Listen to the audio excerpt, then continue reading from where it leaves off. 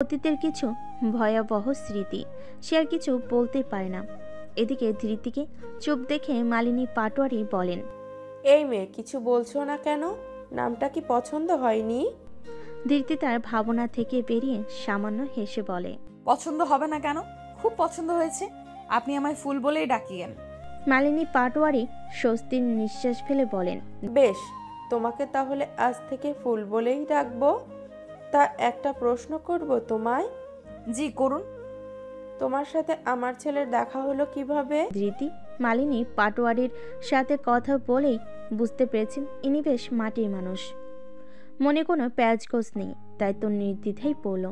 আসলে আপনার ছেলের গাড়ির সাথে আমার অ্যাক্সিডেন্ট হয়েছিল, আর তারপর মালিনী পাটোয়ারি খানিকটা ভয় পেয়ে আটকে উঠে বলে, সে কি অ্যাক্সিডেন্ট? এই জন্যই তোমার মাথায় ব্যান্ডেজ? কি করে হলো বলো তো? আসলে দোষটা আমারই। আমি আপনার ছেলের গাড়ির সামনে এসে পড়েছিলাম। একটু দেখে শুনে চলাফেরা করবে তো, যদি কোনো বড় বিপদ হয়ে যেত।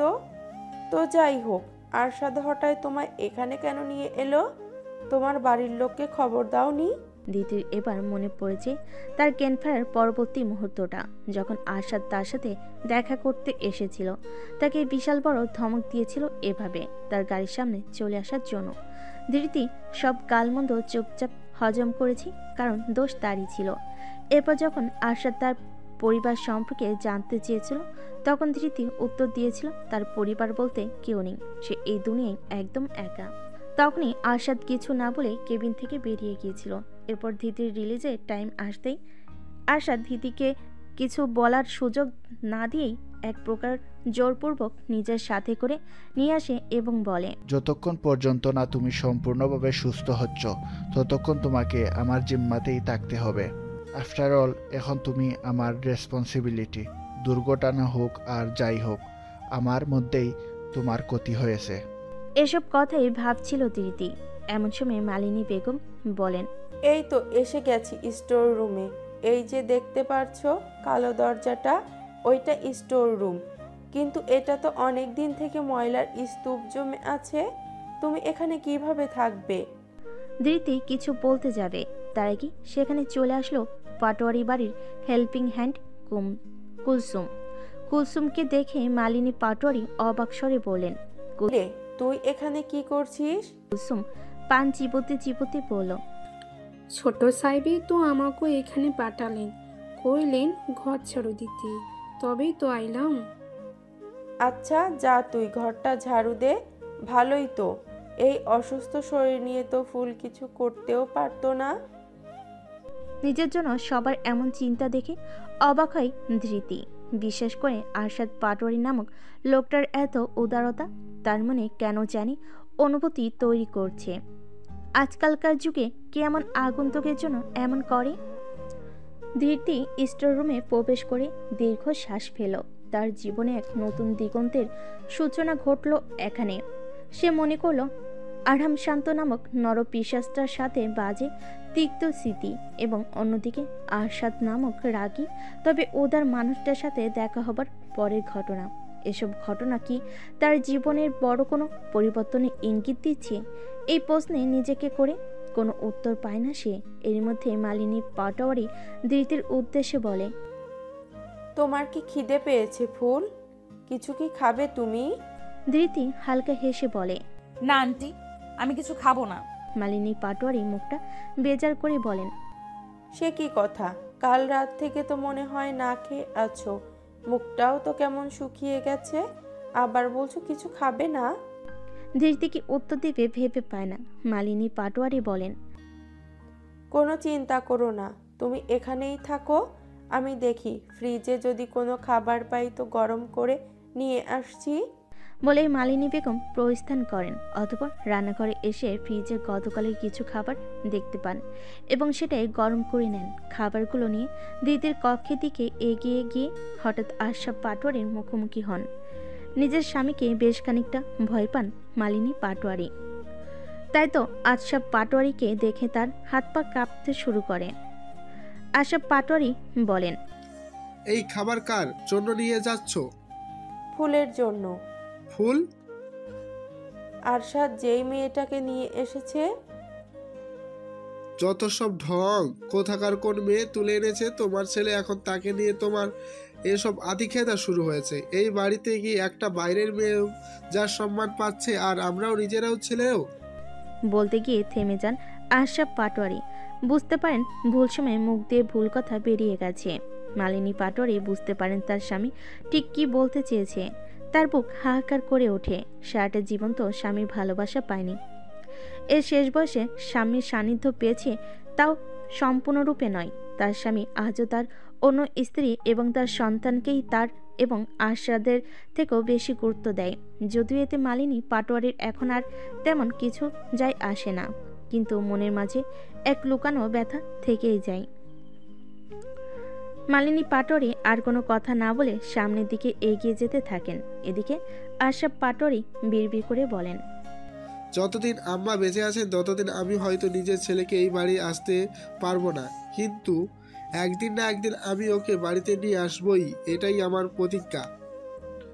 পৃথিবীর বুকে এক নতুন দিনের আগমন। ধৃতির জীবনের অন্ধকার কি মিটবে এই আগমনী প্রভাতে? হয়তো না। ধৃতি সকাল সকাল ঘুম থেকে উঠে বাইরে এলো। বাইরে এসে দেখলো গোটা বাড়ি প্রায় ফাঁকা, শুধু কুলসুম এক হাতে রান্না করছে। ধৃতি এই দৃশ্য দেখে আবারও নিজের রুমের দরজা লাগাতে যাবে, এমন সময় তার সামনে এসে দাঁড়ালো এক সুদর্শন ছায়ামূর্তি। ধৃতির মুখ দিয়ে আপনা আপনি বের হয়ে গেল, মিস্টার আরশাদ। আরশাদ গম্ভীর স্বরে ধৃতিকে বলল, আজ দুপুরে তুমি আমার সাথে বের হবে, আর এই নিয়ে আমি আর কোনো কথা শুনবো না। দুপুর 12টার মধ্যে যেন তোমাকে একদম পরিপাটি হয়ে রেডি হয়ে থাকতে দেখি। দ্বিতীয়বার যেন এই নিয়ে আর কোনো কথা বলা না লাগে। বলে সে স্বভাব সুলভ ভঙ্গিতে হেঁটে চলে যায়। দিতি আরশাদের চলে যাওয়ার দিকে তাকিয়ে থাকে অবাক চোখে। এই লোকটা এত অদ্ভুত অদ্ভুত কাণ্ড ঘটায় যে কিছু বোঝা যায় না। দুপুরবেলা আরশাদ স্টোররুমের বাইরে দাঁড়িয়ে আছে দিতির অপেক্ষায়। বারবার ঘড়িতে সময় দেখছে। 12টা বেজে 5 মিনিট বেরিয়ে গেছে, কিন্তু এখনো ধৃতির বেরোনোর কোনো কথা নেই। আরশাদের অতিরিক্ত মাত্রা ততক্ষণে আরও বাড়ল। সে ভাবলো এখন দরজায় নক করবে। এমন সময় হঠাৎ করে ধৃতি নিচে দরজা খুলে বের হলো। আরশাদের রক্তিম চোখে তার দিকে তাকিয়ে ধৃতি জিভ দিয়ে গলা ভিজিয়ে বলল, সরি, একটু লেট। আরশাদ জোরে একটা ধমক দিয়ে বলল, একটু লেট? পাক্কা 5 মিনিট লেট। কোন সময় জ্ঞান নেই তোমার? সরি। কি বারবার সরি সরি করছো? আর হবে না। আর হওয়ার চান্স দেব না। আমার এত বাজে সময় নেই যে তোমার পেছনে নষ্ট করব। আজ নেহাতেই কিছু জরুরি দরকার ছিল, তাই। না হলে যাই হোক, তুমি আর সময় নষ্ট না করে আমার সাথে চলো। কিন্তু আমরা কোথায় যাব? আরশাদ আবারও গর্জে উঠে বলল, তোমাকে একবার বলছি না কাউকে কৈফিয়ত দিতে? আমি পছন্দ করি না, তবুও কেন বারবার প্রশ্ন করছো? Sorry. No sorry, keep quiet এবং ফলো মি। ধৃতি একদম চুপ হয়ে আরশাদের পিছু পিছু যেতে থাকে। এমন সময় আশরাফ পাটোয়ারির নজরে এসে যায় দুজনে। তিনি এগিয়ে এসে বলেন, এই মেয়েটাকে নিয়ে তুমি কোথায় যাচ্ছ আরশাদ? আরশাদ বরাবর মতো গম্ভীর মুখশ্রী করে তাকিয়ে আছে, যা বুঝিয়ে দিচ্ছে সে কাউকে কোনো কৈফিয়ত দেবার মুখাপেক্ষী নয়। আশরাফ পাটোয়ারির সামনে থেকে ধৃতির হাতটা শক্ত করে ধরে বাইরে বেরিয়ে এলো আরশাদ। আরশাদ পাটোয়ারি রাগী চোখে তাকিয়ে রইলেন, বললেন, দিন দিন এই ছেলে বেয়াদবি মাত্রা ছাড়িয়ে যাচ্ছে। এবার আমারই কিছু করতে হবে, না হলে কখনোই একে নিজের কবজায় আনতে পারবো না। ধৃতিকে নিয়ে বসুন্ধরা শপিং কমপ্লেক্সের সামনে গাড়ি থামালো আরশাদ। ধৃতি অবাক হয়ে বলল, আমরা এখানে কেন এসেছি? গান গাইতে এসেছি। কিন্তু এটা তো শপিং মল। তো জানোই যখন শপিং মল, তাহলে আবার জিজ্ঞেস করছো কেন? শপিং মলে মানুষ কি করতে আসে জানো না? গোবেট কোথাকার। ধৃতি মাথা নামিয়ে বলে, কিন্তু আমার কাছে তো শপিং করার টাকা নেই।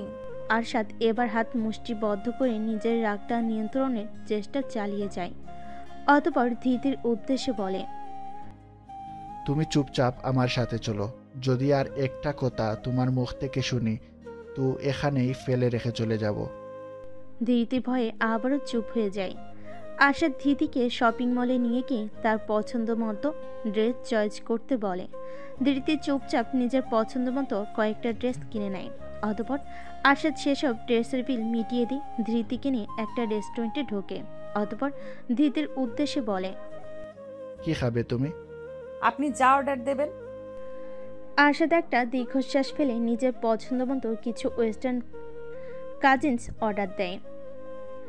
আশরাফ পাটোয়ারি ও গুলশানার বেগম দুজনে সোফায় বসে। গুলশানার বেগম নিউজ পেপার পড়ে চলেছেন আর আশরাফ পাটোয়ারি বলে চলেছেন, আম্মা এবার আপনি কিছু বলুন। আপনার নাতি কিন্তু এই মেয়েটাকে নিয়ে এবার বাড়াবাড়ি করছে। আমার কাছে ব্যাপারটা সুবিধার লাগছে না। কিভাবে যে আমার সামনে দিয়ে এই মেয়েটার হাত ধরে বেরিয়ে গেল দেখলে তো? আপনি নিজেই বুঝতেছেন এখন এটাকে নিয়ন্ত্রণ করা উচিত। এই মেয়েকে আমার সুবিধার লাগছে না। গুলশানার বেগম কথাগুলো শোনেন কিন্তু কোনো প্রতিক্রিয়া জানান না। এরই মধ্যে আরশাদ ধৃতিকে নিয়ে চলে আসে। তাদের হাতে অনেকগুলো শপিং ব্যাগ। আশরাফ পাটোয়ারি বলেন, এই যে এসে গেছে আপনার গুণধর নাতি, হাতে আবার শপিং ব্যাগ। নিশ্চয়ই এই মেয়েকে নিয়ে শপিং করতে গিয়েছিল। ব্যাপারটা বুঝতে পেরেছেন? গুলশানার বেগম আরশাদকে উদ্দেশ্য করে বলে। তোমার সাথে আমার কিছু কথা আছে আরশাদ। আরশাদ ঘুরিয়ে তাকিয়ে বলে, জি বলো। আগামীকাল আমি মিস্টার আশিকুল চৌধুরীকে ডেকে পাঠিয়েছি তোমার এবং আনিকার এঙ্গেজমেন্টের ডেট ফিক্সড করার জন্য। তুমি উপস্থিত থাকার চেষ্টা করবে। আরশাদ গম্ভীর এবং ভাবলেশীন ভাবে বলে, আচ্ছা। বলে ধৃতির হাত ছেড়ে দিয়ে নিজের রুমের দিকে পা বাড়ায়। ধৃতি ঠায় দাঁড়িয়ে থাকে। আরশাদ গায়ে একটা ফর্মাল টি শার্ট জড়িয়ে বাইরে বের হলো। এমন সময় তার নজর এলো বাড়ির সামনের বাগানে মৌন হয়ে দাঁড়িয়ে থাকা ধৃতিকে। ধৃতিও দেখলো আরশাদের পানে। বেশিক্ষণ তাকালো না, সাথে সাথে চোখ সরিয়ে নিল। তার জীবনে দ্বন্দ্বগুলো তাকে ভেতর থেকে একদম চুরমার করে দিয়েছে। জীবনে তো আর বাঁচার ইচ্ছেটাও নেই। তবুও সৃষ্টিকর্তার ভরসায় বেঁচে আছে ধৃতি। তার বিশ্বাস একদিন সৃষ্টিকর্তা তার জীবনে সুখ নিয়ে আসবে, আর সেই সুখের সূচনায় ঘটবে আরহাম শান্তর জীবনের ধ্বংস দিয়ে। এসব ভেবেই ধৃতির চোখ রক্তিম বর্ণ ধারণ করল। এদিকে আরশাদ কানে এয়ারবাডস লাগিয়ে কারোর সাথে একটা জরুরি কথা বলতে বলতে স্থান ত্যাগ করল। ধৃতিও নিজের রুমের দিকে পা বাড়ল। রুমে যেতে যেতে দেখতে পেল পাটোয়ারি বাড়িতে বিরাট আয়োজন চলছে। মালিনী পাটোয়ারি, গুলশানারা বেগম, আশরাফ পাটোয়ারি সবাই দৌড়ের উপর আছেন। ধৃতি কাল যতদূর শুনল আজ তো আরশাদের হবু স্ত্রী তাকে দেখতে আসার কথা। সেই নিয়ে এত আয়োজন, ব্যাপারটা কেমন জানি ঠেকলো তার কাছে। তবে বড়দের ব্যাপার স্যাপার আলাদাই, তাই এসব নিয়ে আর মাথা ঘামালো না ধৃতি। চুপচাপ নিজের কক্ষে প্রবেশ করলো, দরজা ভিড়িয়ে দিল। অতঃপর ভাবতে লাগলো বর্তমানে সে জীবন কিভাবে অতিবাহিত করবে। এভাবে মানুষের বাড়িতে আশ্রিত হয়ে আর কতদিন থাকা যায়? নিজেকেও তো জীবনে কিছু করতে হবে, নিজের একটা ব্যবস্থা তাকে করতে হবে। প্রয়োজনে সে এসবের জন্য আরশাদের সাহায্য নেবে। তবুও এই অবস্থা থেকে তার উন্নতির প্রয়োজন। বেশ রাজকীয় ভাব নিয়ে পাটোয়ারি বাড়িতে প্রবেশ করেন আশিকুর চৌধুরী এবং তার একমাত্র মেয়ে আনিকা চৌধুরী। আনিকার পরনে একটি রাজকীয় লেহেঙ্গা, যা তার পরিবারের আভিজাত্যকেই তুলে ধরেছে। আনিকা সেই লেহেঙ্গা ধরে অনেক কষ্ট করে হাঁটছে। আশিকুর চৌধুরী এসে আশরাফ পাটোয়ারির সাথে হাত মেলালেন। আশরাফ পাটোয়ারি হাসি মুখে বললেন, এখন আসতে কেন? অসুবিধা হয়নি তো? না, কোনো অসুবিধা হয়নি। তা মিসেস গুলশানেরা বেগম কোথায়? ওনাকে তো আশেপাশে কোথাও দেখছি না।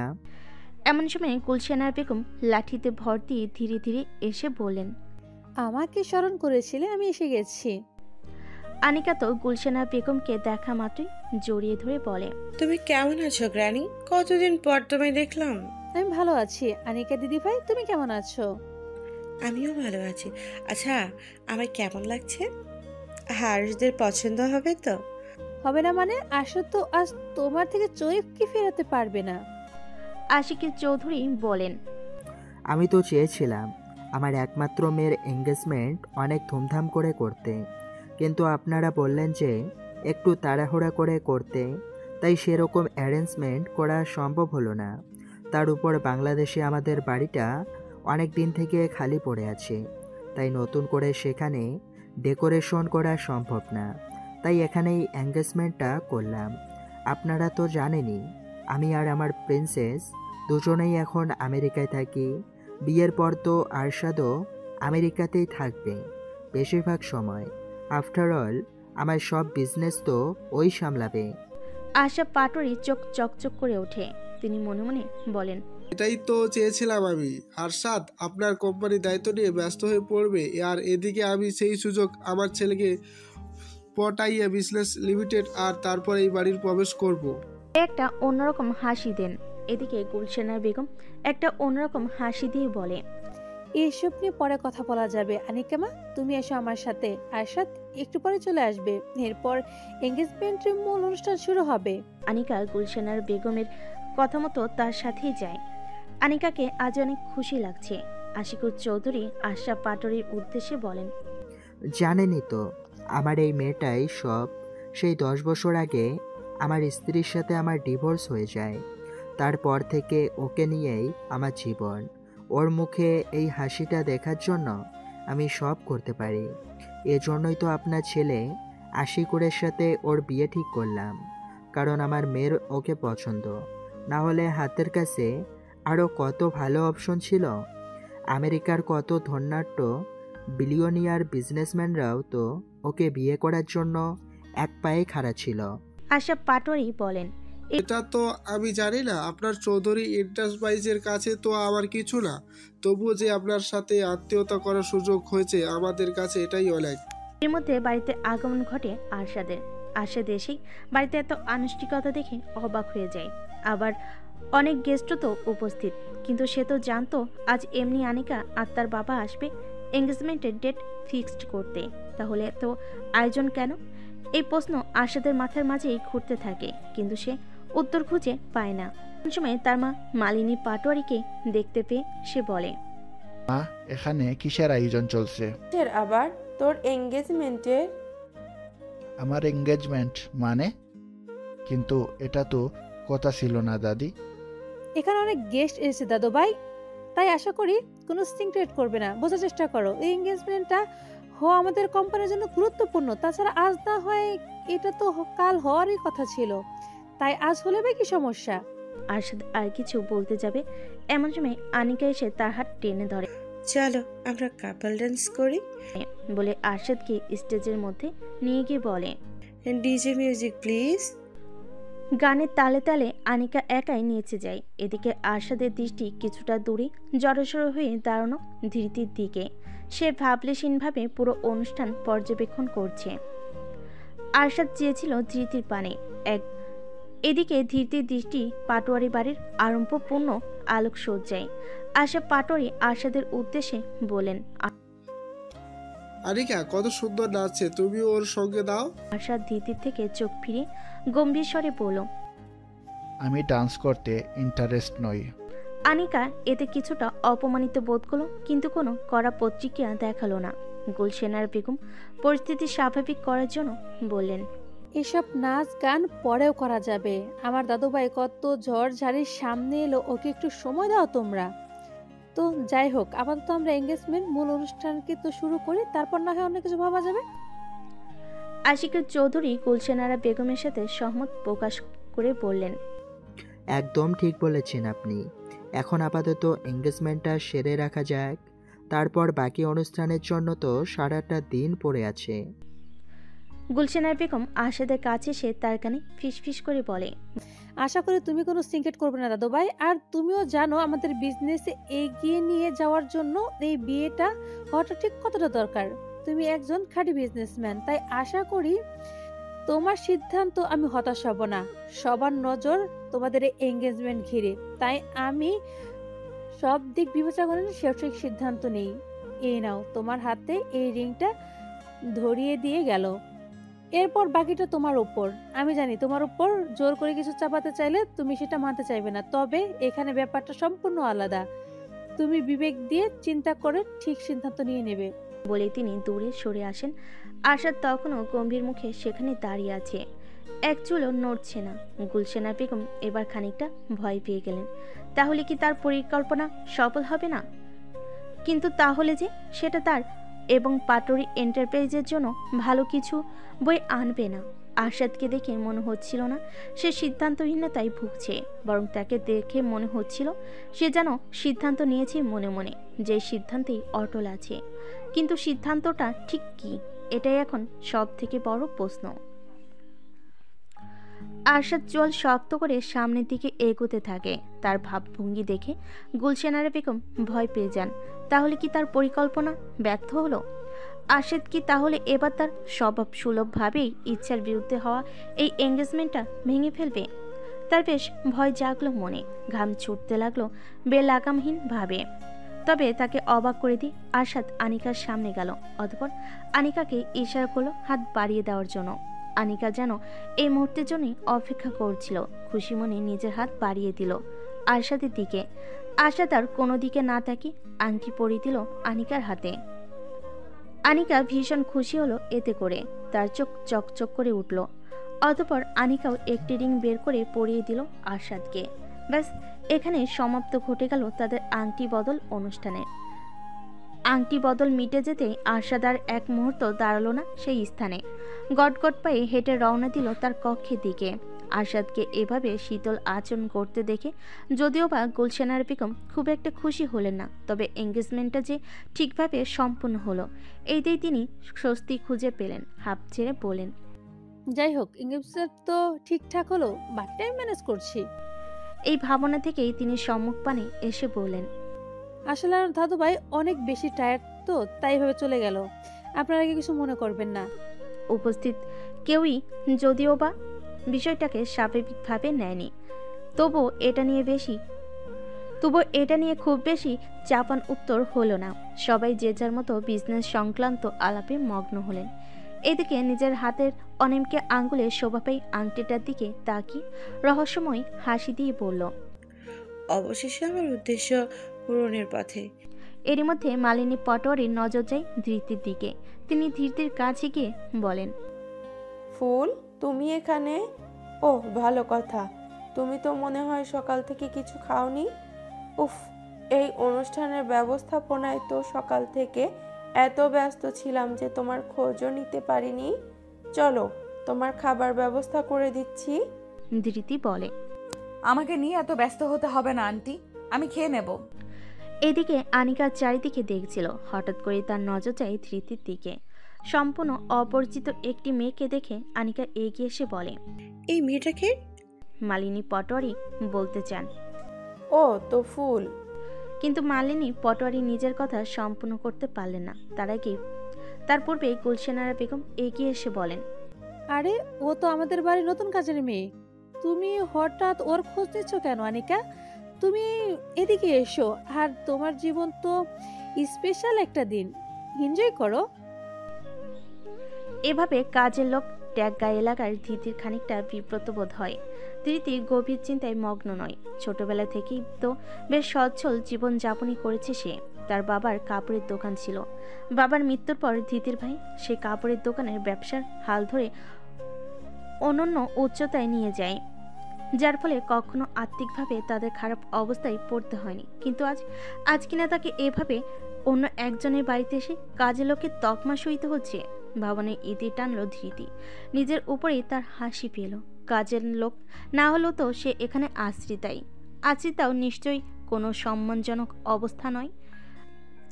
আজ শুধুমাত্র ভাগ্যের ফিরে তাকে এই দিন দেখতে হচ্ছে। ধৃতির চোখের কোণে জল। খুবই সহ্যতরভাবে সেই জল মুছে ফেলল সে। আনিকা হঠাৎ বলে উঠল, ও যদি এই বাড়িতে কাজের লোকই হয়, তাহলে বাড়িতে যখন এত বড় অনুষ্ঠান হচ্ছে তখন ও এমনভাবে সঙ্গের মতো দাঁড়িয়ে আছে কেন? ওর কি কোনো দায়িত্ব নেই? ওকে কোনো কাজ করতে বলুন। এইখানে এত গেস্ট আছে, তাদের মধ্যে ড্রিঙ্কস তো সার্ভ করতে পারে। গুলশানারা বেগম বলে, তাই তো, এই মেয়ে আনিকা কি বললো শুনলে না? ও কিন্তু এই বাড়ির হবু মালকিন, তাই ও যা বলছে তাই করো। যাও, গেস্টদের মাঝে ড্রিঙ্কস সার্ভ করো। ধীরতে ইচ্ছে করছিল বুক ফাটিয়ে চিৎকার করতে, কিন্তু সে তা করল না। চুপচাপ এগিয়ে এসে সবার মধ্যে ড্রিঙ্কস বিতরণ করতে লাগলো। মালিনী পাটোয়ারির খুব খারাপ লাগলো এই দৃশ্য দেখে, কিন্তু তারই যে হাত পা বাঁধা, তাই চুপচাপ রইলেন। আশরাফ পাটোয়ারির এই দৃশ্য দেখে যেন স্বস্তি পেলেন। মনে মনে বললেন, আরশাদের খুব আধিক্যতা ছিল না এই মেয়েকে নিয়ে, একদম ঠিক হয়েছে, এবার বুঝুক মজা। দিতি এসব কাজে একদমই পটু ছিল না, তাই তো অসাবধানবশত হঠাৎ করে হোঁচট খেয়ে তার হাতের গ্লাস সবগুলো ড্রিঙ্কসের গ্লাস পড়ে গেল। এতে করে গুলশানার বেগম বলে উঠলেন, হায় রে হায়, এ মেয়ে তো দেখছি একটা সামান্য কাজও করতে পারে না, কত দামি দামি গ্লাসগুলো ভেঙে দিল। আনিকা রেগে বলল, এই মেয়ে, কি করলে এটা? ভাঙা গ্লাসগুলো পরিষ্কার করো করো, পায়ে লাগলে আর রক্ষে থাকবে না। দিতি ছলছল নয়নে ফ্লোরে বসে ভাঙ্গা গ্লাসগুলো তুলতে লাগলো। হঠাৎ করেই খেয়াল করলো তার সামনে কেউ এসে দাঁড়ালো, যার পা দৃশ্যমান হচ্ছে তার আখি যুগলে। সেই আগন্তুক বিদ্রুপের সুরে বলে উঠল, বাড়িতে এত বড় অনুষ্ঠান অথচ বাড়ির বড় ছেলেকে কেউ জানালে না, ইটস নট ফেয়ার। দিদি পুরোপুরি অবাক হয়ে গেল কণ্ঠস্বরটা শুনে। এই যে তার সেই চেনা কণ্ঠস্বর, যেই কণ্ঠস্বরটা এক রাতেই ধ্বংস করে দিয়েছে তার ফুলের মতো সাজানো জীবন। ভয়ে তার গলা শুকিয়ে গেল।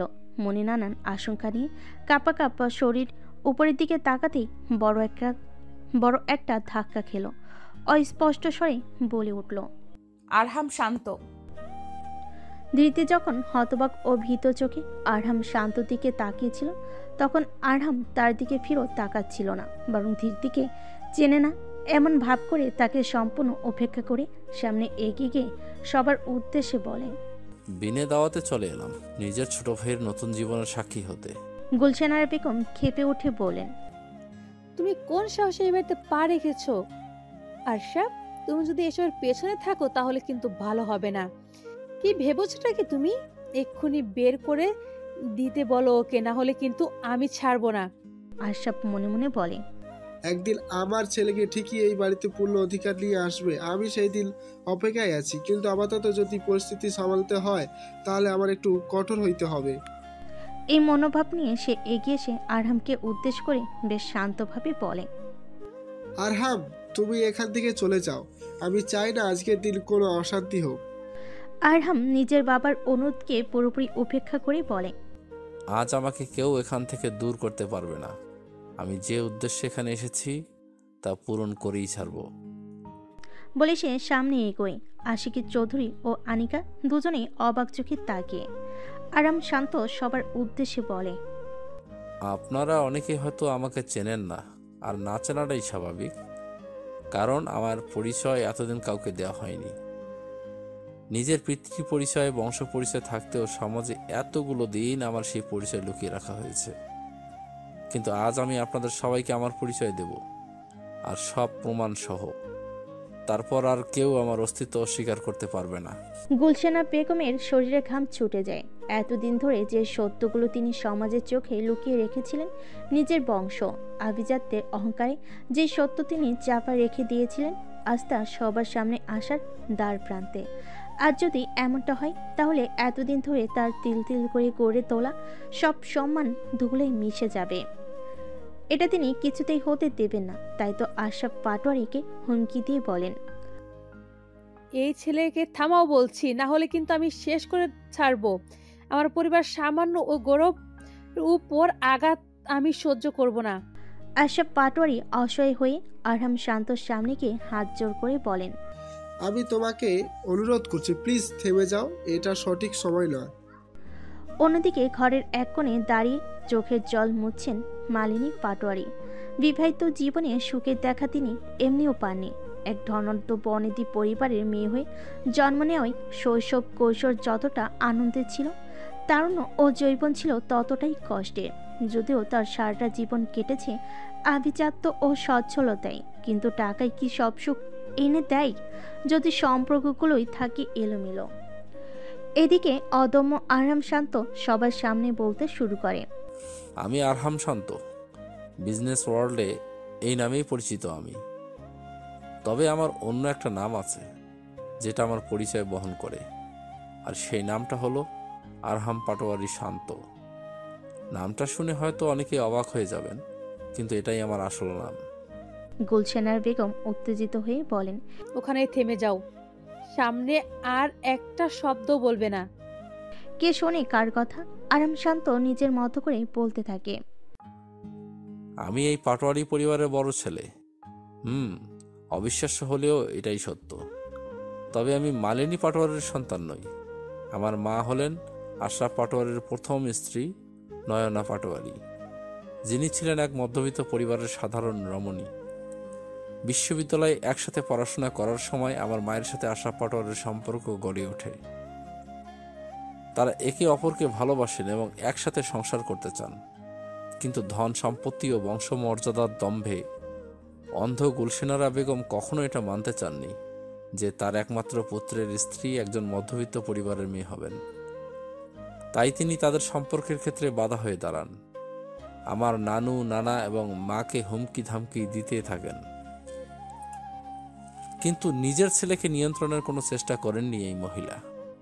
এরপর তো তিনি এমন কিছু করেন যা যা আমি বলতেও পারছি না এই মুহূর্তে। তবে তার এসব কার্যক্রমে কোনো লাভ হয় না। আশরাফ পাটোয়ারি ঠিকই আমার মাকে গোপনে বিয়ে করে সংসার পাতেন, কিন্তু এই সত্য গুলশানারা বেগমের কাছে প্রকাশিত হতেও বেশি সময় লাগে না। এসব জানার পর দাম্ভিক মহিলা আরও বেশি ক্ষেপে ওঠেন।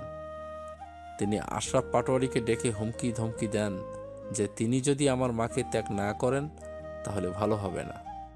তিনি সরাসরি বলে দেন আশরাফ পাটোয়ারিকে আমার মা নয়নাকে ত্যাগ করে ওনার পছন্দের মতো মেয়েকে বিয়ে করতে হবে, না হলে উনি ওনার ছেলে আশরাফ পাটোয়ারিকে নিজের সমস্ত সম্পদ থেকে বঞ্চিত করবেন। আশরাফ পাটোয়ারি যতই আমার মাকে ভালোবাসার কথা বলুক না কেন, সেই ভালোবাসা কখনো সম্পদের প্রতি ভালোবাসার থেকে বেশি ছিল না। আর তাই তো নিজের মায়ের এহেন কথা শোনার পর তিনি দুবারও ভাবেননি আমার মাকে ত্যাগ করার সিদ্ধান্ত পুনর্বিবেচনা করার কথা। বরং যখনই গুলশানারা বেগম ওনাকে এই হুমকি দেন, তিনি সাথে সাথে আমার মাকে ছেড়ে দিয়ে চলে যান। আমার মা সেদিন প্রথম জানতে পেরেছিল যে আমি তার পেটে আছি। প্রথমবার মাতৃত্বের স্বাদ অন্বেষণের খুশি উপভোগ করতে প্রস্তুত ছিলেন, কিন্তু সেই খুশির সংবাদ শোনার আগেই ওই পাষণ্ড লোকটা আমার মাকে স্পষ্ট করে জানিয়ে দেন নিজের মায়ের শর্ত মতো এবার তিনি তার মায়ের পছন্দের মেয়েকে বিয়ে করবেন। আমার মা ওনার পা ধরে অনেক অনুরোধ করেন, কিন্তু ওনার চোখে তখন ছিল সম্পত্তির লোভ, যা ঠুনকো ভালোবাসার কাছে কিছুই ছিল না। তাই তিনি এরপর আমার মাকে ছেড়ে নিজের মায়ের পছন্দ মতো মেয়ে মালিনী পাটোয়ারিকে বিয়ে করে নেন।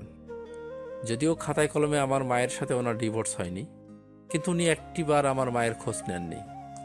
কারণ তার মধ্যে ভয় ছিল যদি এতে করে গুলশানারা বেগম তাকে তার সম্পত্তি থেকে বিতাড়িত করেন। এরই মধ্যে আমার মা কঠিন জীবন সংগ্রাম চালিয়ে যায় একা একা। সামাজিক ও পারিপার্শ্বিক সব প্রতিকূলতা মোকাবেলা করে আমার জন্ম দেন। একা হাতে একজন সিঙ্গেল মাদার হয়ে আমার খেয়াল রাখতে থাকেন। ধীরে ধীরে মায়ের সাহচর্যে বড় হতে থাকি আমি। ওদিকে আশরাফ পাটোয়ারের দ্বিতীয় স্ত্রী মালিনী পাটোয়ারের ঘরেও ততদিনে তাদের সন্তান মানে আরশাদের আগমন ঘটে। এরপর গুলশানারা বেগম যখন আরশাদকে অতিরিক্ত আদর ও তার প্রতি অতিরিক্ত খেয়াল রাখেন, তখন আশরাফ পাটোয়ারির মনে শঙ্কা জন্ম নেয়। সেই সম্পদের লোভে তিনি আমার মাকে ত্যাগ করেছিলেন, তার কাছে মনে হয় সেই সম্পদের কানা করিও তিনি ভোগ করতে পারবেন না।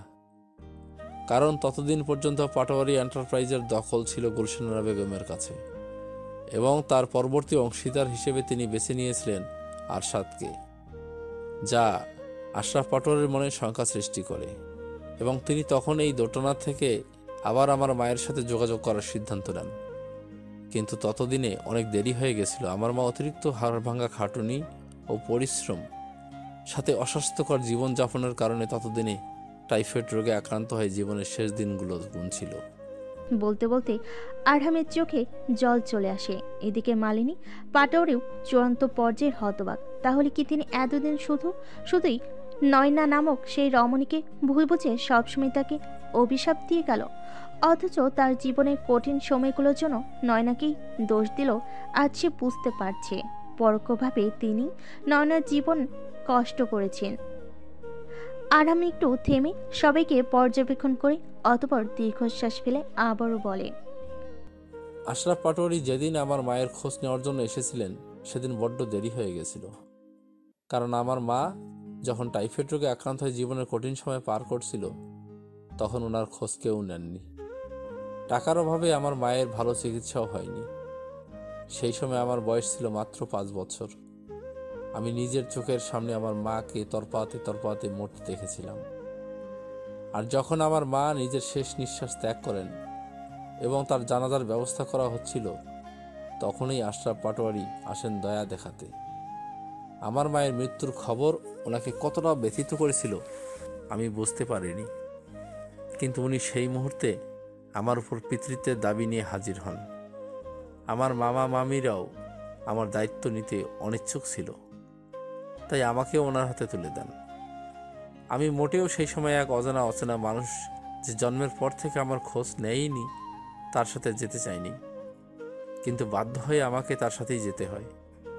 যদিও বা আমার নানু আমাকে নিজের সাথে রাখতে চেয়েছিলেন, কিন্তু তার হাত পাও বাঁধা ছিল, কারণ সেও যে আমার মামাদের উপর নির্ভরশীল।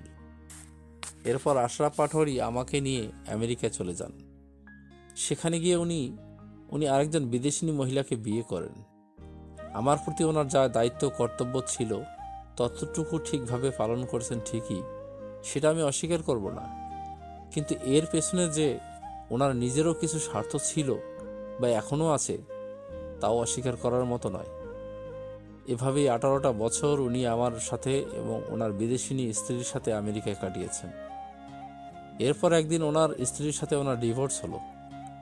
আমেরিকার আইন অনুযায়ী আশরাফ পাটোয়ারিকে তার অর্ধেক সম্পত্তি দিয়ে দিতে হলো তার স্ত্রীকে।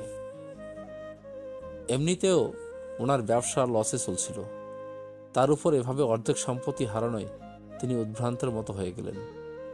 এই সময় তার হাতে আর কোনো উপায় ছিল না, তাই তিনি তার অবশিষ্ট সম্পত্তির দায়িত্ব আমায় দিয়ে ফিরে এলেন এই দেশে। আবারও নিজের মায়ের কাছে আশ্রয় চাইলেন। তারপর থেকে উনি এই দেশেই আছেন। আমার চোখে উনি কখনো একজন আদর্শ পিতা ছিলেন না, আজও নন। সবসময় উনি নিজের স্বার্থের কথাই ভেবে গেছেন, আজও তাই ভাবেন। মাঝখান থেকে আমার মায়ের জীবনটা নষ্ট হয়ে গেল বলে আরহাম শান্ত সবার সামনে আশরাফ পাটোয়ারির সাথে তার মা নয়নের বিয়ের প্রমাণস্বরূপ কিছু ছবি এবং কাবিননামা দেখায়, তার নিজের বার্থ সার্টিফিকেট দেখায়, যা দেখে সবাই হতবাক হয়। আরহাম সবার সামনে প্রায় সব কথা তুলে ধরল। লুকিয়ে গেল কিছু তিক্ত সত্য, লুকিয়ে গেল আমেরিকায় কাটানো সেই নিষ্ঠুরতম দিনগুলো, যখন আশরাফ পাটোয়ারি আমেরিকায় বহু নারী আসক্ত হয়ে জীবন পার করেছে।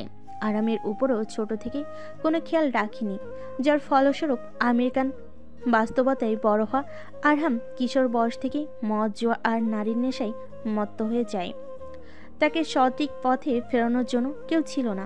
আরহাম মনে করে সেই দিনটা যেদিন সে প্রথমবার ড্রিঙ্ক করে বাসে এসেছিল এবং আশরাফ পাটোয়ারির মুখোমুখি হয়েছিল। সেদিন আশরাফ পাটোয়ারি তাকে বকাবকি করেনি, তাকে একটিবারও বলেনি এটা ভালো কাজ নয়, বরং তার পিঠ চাপড়ে বলেছিল এনজয় ইউর লাইফ।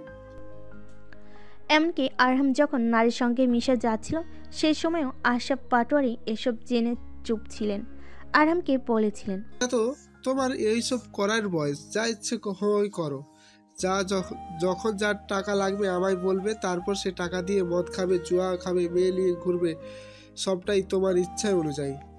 এভাবেই ধীরে ধীরে আরহাম একসময় অন্ধকার জগতে প্রবেশ করে। মদ জুয়া নেশায় বুধ হয়ে নয়, নারী দেহে মত্ত হয়। তবে একসময় তার এই জীবন বদলাতে আগমন ঘটে একজনের, যে তার জীবনে পরশ পাথরের মতো ছিল, কিন্তু অদৃষ্টের খেয়াল সেই পরশ পাথরকেও হারিয়ে ফেলে আরহাম। তারপর হয়ে ওঠে এক অদম্য অমানুষ বিশৃঙ্খল পুরুষ, যে পরিণতি তাকে নিয়ে যায় পাপ পুণ্যের ঊর্ধ্বে। ন্যায় অন্যায় সব ভুলে সে যুক্ত হয় পাপের নিকৃষ্ট জগতে। এসব কথা আরহাম আজ আর তুলে ধরে না, নিজের এই গোপন কথাগুলো সে গোপনই রাখে। এদিকে গুলশেনারা বেগম এগিয়ে এসে আরহামের হাত থেকে সমস্ত কাগজপত্র কেড়ে নিয়ে সেসব ছিঁড়ে টুকরো টুকরো করে বলে, মিথ্যে মিথ্যে, এসব কিছু মিথ্যে, এই ছেলে মিথ্যে বলছে। আপনারা কেউ এর কথা বিশ্বাস করেন না। আমার আরশাদ দাদু ভাই এই পরিবার একমাত্র বংশধর, এ কেউ নয়। এ ছেলেটা টাকার লোভে এসব বানোয়াট কথা বলছে। এই ছেলে, তোমার কত টাকা লাগবে বলো? টাকার জন্য তুমি এসব করছো, তাই না? তোমার যত টাকা লাগবে সেটা আমি দেব, কিন্তু তুমি এইসব নাটক বন্ধ করো। আমার পরিবারের উপর এসব কালি ছিটানো বন্ধ করো। মালিনী পাটোয়ারি এতক্ষণ চুপ থাকলো, এবার আর চুপ থাকতে পারে না, এগিয়ে এসে বলেন, অনেক হয়েছে আম্মা, এবার আপনি থামুন। জীবনে তো অনেক পাপ করছেন, শেষ বয়সে এসে অন্তত পাপের বোঝা কমানোর চেষ্টা করুন। গুলশানার বেগম গর্জে উঠে বলেন, মালিনী, আজ আর আপনার ওই চোখ রাঙানিতে আমি চুপ হব না আম্মা। সারাটা জীবন আপনি আমার সাথে অনেক অন্যায় করছেন। আপনার দাম্ভিকতা, অহংকার, বংশমর্যাদা এসবের জন্য কম ভোগান্তি পোহাতে হয়নি আমায়। সারাটা জীবন আমি স্বামীর সুখ পাইনি। এতদিন তাও চুপ ছিলাম, কারণ ভেবেছিলাম আমি একাই বোধহয় এসবের ভুক্তভোগী। কিন্তু এখন তো দেখছি আমি একা নই, আরও একটা নিরপরাধ মেয়ে আপনার এই দম্ভের শিকার, যাকে আমি সারাটা জীবন ভুল বুঝেছি। তুমি এই ছেলের কথা বিশ্বাস করো মালিনী? এসব মিথ্যে। মালিনী আশরাফের সামনে গিয়ে বলেন, শুনলেন তো আপনার মায়ের কথা, এবার আপনি কিছু বলুন। কোনটা সত্য কোনটা মিথ্যে সেটা বলুন সবাইকে।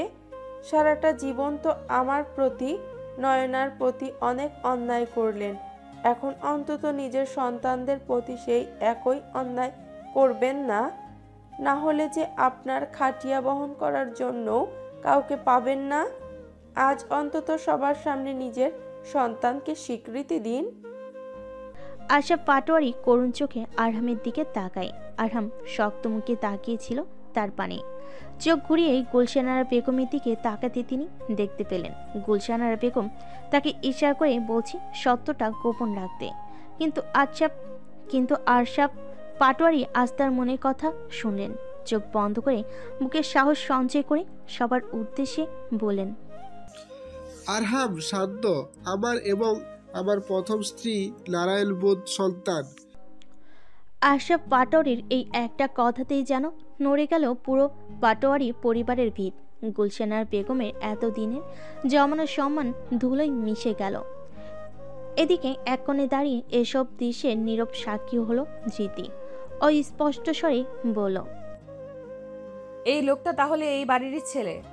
যদি এমন হয় তাহলে আমি আর এক মুহূর্ত এই বাড়িতে থাকবো না। এই মধ্যে আরশাদ এত চেঁচামেচির আওয়াজ শুনে নিজের ঘর থেকে বের হয়ে নিচে আসে। এখানে আরহামকে দেখা মাত্রই সে ক্ষেপে ওঠে।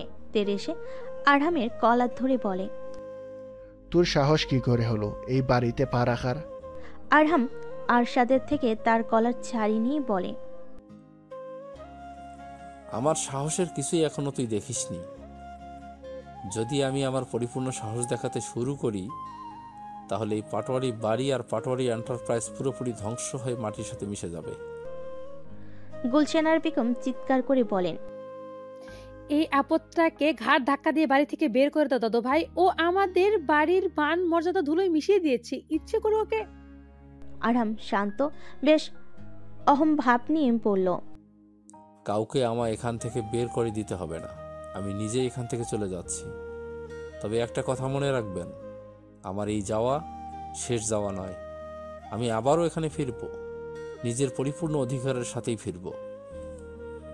বলে আরহাম ফিরে যাওয়ার জন্য পা বাড়ে।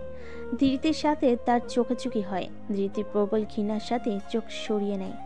আরহাম একটা রহস্যময় হাসি দিয়ে চলে যায়।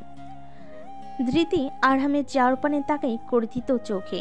এই লোকটা তার জীবন পুরোপুরি নষ্ট করে দিয়েছে, অথচ তার চোখে অনুশোচনার লেশ মাত্র নেই। ধৃতির কাছে এই মুহূর্তে আরহামকে দুনিয়ার সব থেকে জঘন্য মানুষ মনে হলো। ধৃতি চোখ ফিরিয়ে নিয়ে বলল, এই লোকটা আমার জীবন পুরো নষ্ট করে দিয়েছে। ওনার জন্য আমি আজ আমার পরিবার থেকে বিচ্ছিন্ন। এই কোকটা আমার জীবনে অন্ধকার নিয়ে এসেছে। আমার জীবনে আর দ্বিতীয়বার ওনার ছায়াও মারাতে চাই না। তার জন্য যদি আমার এই বাড়ি ছেড়ে যেতে হয় তো আমি সেটাও করতে রাজি আছি। বলে ধৃতি একটা দীর্ঘশ্বাস ফেলে এদিকে আসাদ উপস্থিত সবার উদ্দেশ্যে বলে, আশা করি আপনাদের যা ড্রামা দেখার তা দেখা হয়ে গেছে, তাহলে এখন আপনারা আসতে পারেন। আসাদের মুখ থেকে এমন অপমানজনক কথা শুনে উপস্থিত সবাই এক এক করে চলে যেতে থাকে। সবাই চলে যাবার পর আশিকুর চৌধুরী বলে উঠলেন, আজ যা কিছু হয়ে গেল তারপর তো আপনাদের সাথে আত্মীয়তা করব কি না এই সিদ্ধান্ত আমার পুনর্বিবেচনা করতে হবে। আফটার অল সোসাইটিতে আমাদের একটা রেসপেক্ট আছে, আর আজ যা হলো তাতে মনে হয় না আপনারা আর সম্মান বলে কিছু অবশিষ্ট আছে। গুলশানারা বেগম বুকে হাত রেখে ঢলে পড়লেন আরশাদের উপর। আরশাদ নিজের দাদিকে সামলে নেয়। গুলশানারা বেগম বিপি করে বলেন, এটা কি হলো দাদু ভাই?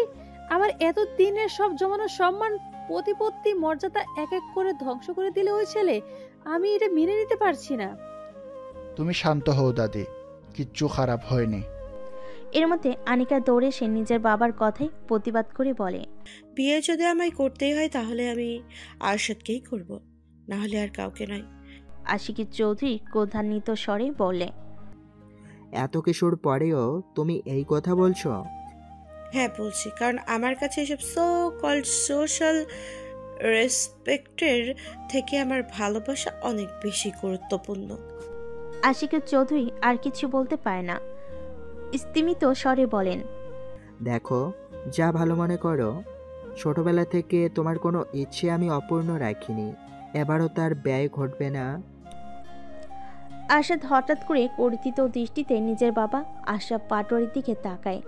অতঃপর প্রবল ঘৃণা নিয়ে বলে ওঠে, এটাই তো চেয়েছিলেন আপনি, তাই না? এই জন্যই নিজের প্রথম পক্ষের ছেলেকে ডেকে এসব ড্রামা করলেন। আশরাফ পাটোয়ারি জবাবে বলেন, এইসব তুমি কি বলছো আরশাদ? আমি মোটেও এমন কিছু চাইনি। গুলশানারা বেগম গুটি গুটি পায়ে লাঠিতে ভর দিয়ে এগিয়ে এসে সবার সামনে ঠাস করে থাপ্পড় মারেন আশরাফ পাটোয়ারিকে। অতঃপর বলেন, চুপ, আর একটা কথা মিথ্যে বলবে না। তোমার জন্য অনেক ভুগেছি আমি, আর না, তোমাকে একটা শেষ সুযোগ দিয়েছি, তুমি সেটারও মর্যাদা রাখতে পারোনি। এবার আমি তোমাকে আর কোনো দ্বিতীয় সুযোগ দেব না। এবার তুমি ভালোই ভালো এ বাড়ি থেকে বের হয়ে যাও, তা নয় তো ঘাট ধাক্কা দিয়ে বের করে দিব। আশরাফ পাটোয়ারি হতবাক স্বরে বলে ওঠেন, আম্মা, এসব কি বলছেন আপনি? আমি আপনার ছেলে হই, আপনি আমাকে বাড়ি থেকে বের হতে বলছেন? গুলশানারা বেগমের কঠোর মনোভাবের কোনো পরিবর্তন হয় না। আরশাদও নিজের দাদির সাথে তালে তাল মিলিয়ে বলেন, দাদি যা বলেছে তাই করুন মিস্টার আশরাফ, বের হয়ে যান এই বাড়ি থেকে। আপনি এই বাড়িতে থাকার অধিকার হারিয়েছেন। এটা কিন্তু ঠিক হচ্ছে না। আমি এই বাড়ির ছেলে, আমাকে এখন থেকে এভাবে বের করতে পারো না তোমরা। গুলশানার বেগম ক্রোধিত স্বরে বলে, আমি কি পারি আর পারি না সে সম্পর্কে মনে হয় তোমার কোনো ধারণা নেই। ভালো ছেলে এক্ষুনি বের হও। অবস্থার বেগতিক দেখে আশরাফ পাটোয়ারি নিজের স্ত্রী মালিনী পাটোয়ারির কাছে গিয়ে অনুনয়ের স্বরে বলেন, তুমি অন্তত কিছু বলো। আমি কি বলবো? আপনি কি আমার কিছু বলার মতো মুখ রেখেছেন? আমার প্রতি যা করেছেন তার জন্য যদিও বা আপনাকে ক্ষমা করি, কিন্তু আপনি নয়নার সাথে যা করেছেন তার জন্য আপনাকে আমি ক্ষমা করব না। আপনার চরিত্র যে এত খারাপ তা আজ আমি প্রথম জানলাম। আপনাকে নিজের স্বামী ভাবতেও আমার ঘৃণা করছে। ছি, মানুষ এত নিচু মন মানসিকতার হয়? আশরাফ পাটোয়ারি বুঝতে পারেন এ যাতে তাকে আর কেউ বাঁচাতে পারবে না, তার থেকে ভালো মান সম্মান হাতে নিয়ে চুপচাপ বাড়ি থেকে বের হয়ে যাওয়া। তাই তিনি নিজের ঘরের দিকে পা বাড়লেন। অতঃপর নিজের সমস্ত জিনিসপত্র গুছিয়ে নিয়ে এসে সবার উদ্দেশ্যে বলেন, আমি তাহলে চলে যাচ্ছি চিরতরে, তবে এক সময় তোমরা ঠিকই প্রস্তাবের জন্য। কেউ ফিরেও তাকায় না আশরাফ পাটোয়ারির দিকে। তিনি মলিন মুখে অসহায়ের মতো বাড়ি থেকে বের হয়ে যান। রাত তখন আরো গভীর হয়ে ভয়াবহ আঁধার নেমেছে। ধীতি প্রস্তুত এক নতুন যাত্রা শুরুর জন্য। কিছুদিন আগে এইরকম এক রাতে অজানা গন্তব্যে পা বাড়িয়েছিল সে। আজ আবারও ইতিহাসে সেই পুনরাবৃত্তি ঘটতে চলেছে। সেই দিন রাতে ধৃতি যখন নিজের বাড়ি থেকে বেরিয়েছিল তখন সে জানতো না তার ভবিষ্যৎ কি হবে, কোথায় আশ্রয় পাবে। আজকের পরিস্থিতিটাও অনেকটা একই রকম, তবে যেতে যে তাকে হবেই। কারণ আরাম শান্ত নামক এই অশুভ ছায়া আবার তার জীবনে পড়ুক এটা সে চায় না। এটা রোধ করার জন্য যা করতে হয় সে করবে। তাই তো কাউকে কিছু না বলে চুপচাপ পাটোয়ারির বাড়ি থেকে বের হয়ে গেল ধৃতি। আজ পাটোয়ারির বাড়ির আগের আশা পাটোয়ারির বাড়ি ত্যাগের পর মালিনী পাটোয়ারে ঘরে দুয়ার এঁটে বসে আছেন। যতই হোক স্বামী তো, তাই মুখে যাই বলুক তার জন্য একটু হলো টান থাকবে। তাই অনেকটা নির্বিঘ্নেই বের হতে পারল ধৃতি, কারণ মালিনী পাটোয়ারি ছাড়া এ বাড়িতে তার খোঁজ নেওয়ার মতো আর কেউ নেই। পাটোয়ারি বাড়ি থেকে বের হয়ে কিছু দূর আসার পর ধৃতি একটা অদ্ভুত জিনিস লক্ষ্য করলো। একটা ছায়া মূর্তিকে লুকিয়ে একটা গলিতে ঢুকতে লাগলো। এখানে ধৃতি অবাক হওয়ার মূল কারণ, তার যতদূর মনে আছে এই ছায়া মূর্তিটাও পাটোয়ারি বাড়ি থেকে বের হয়েছে। ধৃতির কাছে বিষয়টা সন্দেহজনক লাগে, তাই সে ছায়া মূর্তিকে চুপচাপ অনুসরণ করতে থাকে। কিছু দূর যাওয়ার পর ধৃতি আবারও তার জীবনের সব থেকে ঘৃণ্য ব্যক্তিটির মুখোমুখি হয়, আরহাম শান্ত। এই মানুষটা যেন তার পিছুই ছাড়ছে না। গলির একদম শেষ মাথায় দাঁড়িয়ে সেই অদ্ভুত ছায়ামূর্তির সাথে কথা বলছে আরহাম শান্ত। আরহাম শান্তর সামনে দাঁড়ানো ব্যক্তিটি পুরোমুখ আবৃত হুডি ও মাস্ক দ্বারা। তার ধৃতি তাকে চিনতে পারছিল না। সে লুকিয়ে তাদের কথোপকথন শুনতে থাকে। হঠাৎ তার কানে আরহামের কিছু কথা আসে। আরহাম বলছিল, তুমি একদম সঠিক পথেই এগুচ্ছ। এভাবে চলতে থাকলে আমি ওই আরশাদ পাটোয়ারের সর্বনাশ ডেকে আনতে পারবো এবং আমার উদ্দেশ্য সফল হবে। ধৃতি অবাক স্বরে বলে, তার মানে এনারা আরশাদ সাহেবের ক্ষতি করার কল্পনা করছেন। আরহাম আরো বলে, তুমি যেভাবে আরশাদের আপন সেজে ওর পিঠে ছুরি মারার প্ল্যান করেছো তা অবশ্যই কাজে দেবে। এভাবেই ওর বিশ্বাস জিতে নাও, তারপরই তো মোক্ষম চালটা দেব। দুনিয়া থেকে ওই আরশাদকে একদম সরিয়ে দেব, মেরে ফেলবো ওকে। ধৃতি আরহামের কথা শুনে বলে, কে এই অদ্ভুত ছায়ামূর্তি যা আরশাদ সাহেবকে পেছন থেকে ছুরি মারতে চাইছে? আমাকে জানতেই হবে। আরশাদ সাহেব আমার অনেক উপকার করেছেন, ওনার কোনো ক্ষতি আমি অন্তত হতে দেব না। এর মধ্যে ছায়ামূর্তি তার মাস্ক খুলে, যার ফলে তার মুখ দৃশ্যমান হয় ধৃতির সামনে। ধৃতি অবাক স্বরে বলে, তার মানে ইনি আরশাদ সাহেবের ক্ষতি করতে চাইছেন। আমাকে আরশাদ সাহেবকে সবটা জানাতেই হবে যে ওনাকে মেরে ফেলার চক্রান্ত করছে ওনারই আপনজন। আরশাদ অস্থির চিত্তে নিজের কক্ষে পায়চারি করছে। কেন জানি বারবার মনে হচ্ছে কিছু ঠিক হচ্ছে না, কোথাও না কোথাও একটা বড় গন্ডগোল হচ্ছে। এর মধ্যে হঠাৎ তার দরজায় কেউ নক করে। আরশাদ দরজা খুলতেই দাদি গুলশানারা বেগমকে দেখতে পেয়ে একটা স্বস্তির নিঃশ্বাস ফেলে। অতঃপর বলে, দাদি তুমি? তোমার সাথে কিছু জরুরি কথা ছিল দাদু ভাই, কিন্তু তার আগে চলো ব্রেকফাস্ট করে নাও। কাল রাতে তো কিছু খেলে না, এই বেশিক্ষণ না খেয়ে থাকলে অসুস্থ হয়ে পড়বে। ঠিক আছে, তুমি যাও, আমি একটু পর ফ্রেশ হয়ে আসছি। গুলশানার বেগম চলে যেতে আরশাদ গম্ভীর চোখে তার যাওয়ার পানে তাকায়। অতঃপর দরজাটা চাপিয়ে দেয়। খাবার টেবিলে বসে আছে আরশাদ ও গুলশানার বেগম। ইতিমধ্যেই গুলশানার বেগম মালিনী পাটোয়ারিকে আরশাদকে বেশি করে খাবার দিতে বলেছেন। আরশাদ কিছুটা বিব্রত বোধ করছে, কারণ গতকাল এত কিছু হওয়ার পর সে কিছুতেই এত সহজে স্বাভাবিক হতে পারছে না। তবে গুলশানার বেগম গম্ভীর স্বরে বলেন, আসলে আজ তোমায় একটা গুরুত্বপূর্ণ কথা বলার ছিল। কি কথা? আনিকে আসছে একটু পর, ও আসার পর যা বলার বলছি। মালিনী পাটোয়ারি ও আরশাদ একে অপরের দিকে তাকায়। এদিকে গুলশানার বেগম কথাটা বলতে না বলতেই চলে আসে আনিকা। সে এসে বলে, হ্যালো এভরিওয়ান, গুড মর্নিং। আমি চলে এসেছি। আনিকাকে আসতে দেখে গুলশানার বেগম খুশি হয়ে বলেন, এই তো চলে এসেছে আনিকা। এদিকে আসো দিদি ভাই, আসতে কোনো সমস্যা হয়নি তো? না দাদি, কোনো সমস্যা হয়নি। তুমি কি আরশাদকে বলেছো ব্যাপারটা? তোমায় যে বলতে বলেছিলাম। না, এখনো বলা হয়নি, ভেবেছিলাম তুমি আসার পর একেবারে বলবো। এখন যখন তুমি এসো তখন বলছি। বলে তিনি আরশাদের দিকে তাকিয়ে বলেন, আমি আর আনিকা কথা বলে এটা ঠিক করেছি যে এবার এই বিয়েটা একটু তাড়াতাড়ি করা দরকার। কারণ আনিকার বাবা আশিকুল চৌধুরী আপাতত হয়তো এই বিয়েতে মত দিচ্ছেন, কিন্তু পারিবারিক অবস্থার কারণে তিনি এই সিদ্ধান্ত আবার বদলাতেও পারে। আর আমরা এটা চাই না, তাই সিদ্ধান্ত নিয়েছি বিয়েটা আগে করিয়ে দেব, যাতে কোনো সমস্যা না হয়, তার মতো যেন আর না বদলে। নিজের দাদির কথা শুনে আরশাদ অবাক হয়ে বলে, এটা তুমি কি বলছো দাদি? বিয়ের সময় এগিয়ে নেবে? এছাড়া আর কোনো উপায় নেই, কারণ এই বিয়েটা না হলে অনেক সমস্যা হয়ে যাবে। Try to understand. আনিকা করুণ কণ্ঠে বলে, একটু থেমে আবারও বলে, আমি তোমাকে অনেক ভালোবাসি আরশাদ। তোমাকে ছাড়া অন্য কাউকে আমি বিয়ে করতে পারবো না। তাই দাদি যা বলছে তাতে রাজি হয়ে যাও প্লিজ।